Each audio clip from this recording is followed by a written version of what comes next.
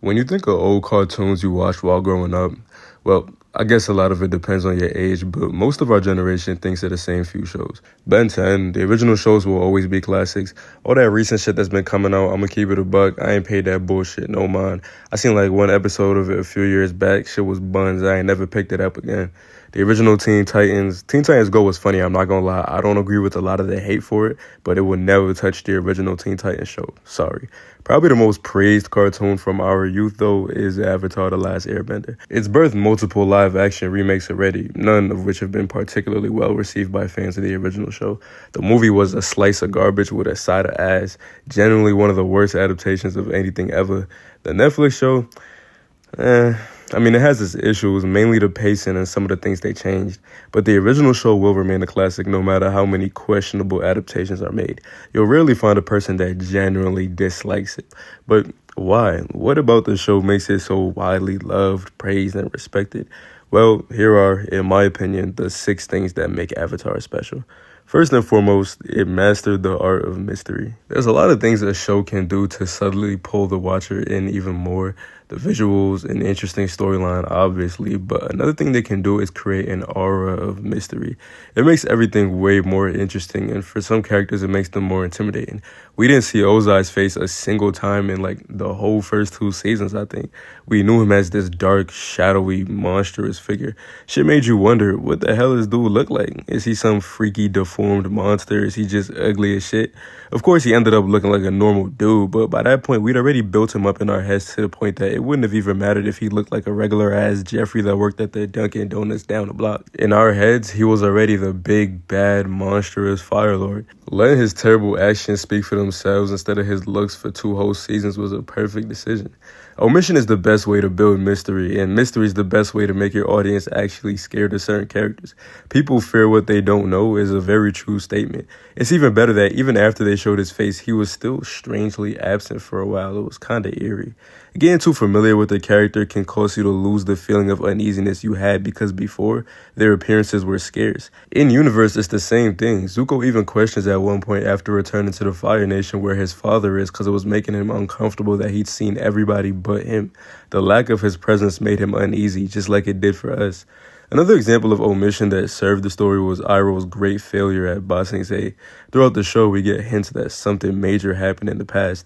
There was a huge war, a battle, something happened with Iroh. They never got too specific, though, and leave us to wonder.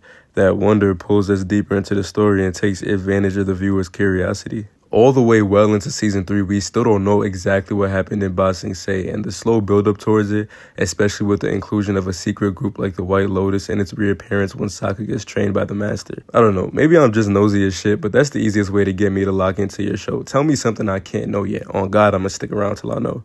Number 2, Zuko's character arc, widely regarded as the best redemption arc in television history and one of the best ever. But he went from an angry-ass, big foreheaded, weird haircut having little boy to a not-so-angry, slightly more mature teenager with a much more normal haircut.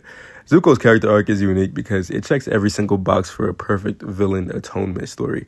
He had an excellent backstory, and when he first arrived, he was as bad as they come. Well, alright, maybe not as bad as they come. I wouldn't say he was scary. I found him kind of funny, actually. He was so comically angry all the time. Like, calm down. It's not that deep, buddy.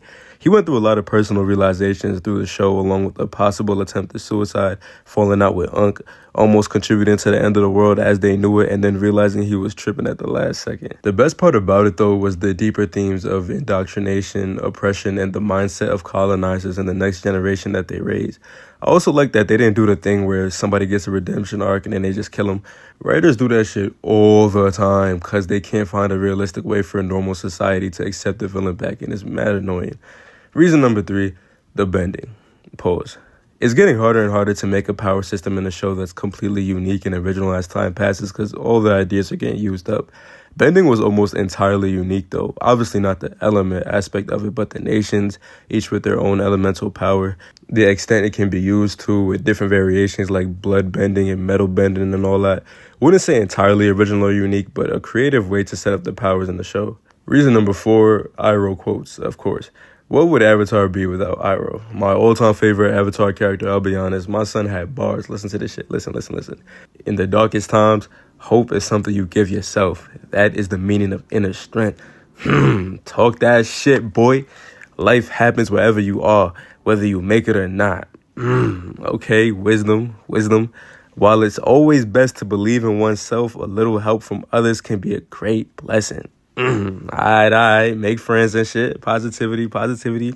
Sometimes life is like this dark tunnel. You can't always see the light at the end of the tunnel, but if you just keep moving, you will come to a better place. That's that motivation. Y'all don't know nothing about that. Iroh and Zuko's relationship was one of the best parts of season 3 to me, especially after Zuko came home and they sent Iroh to Fire Nation Records Island.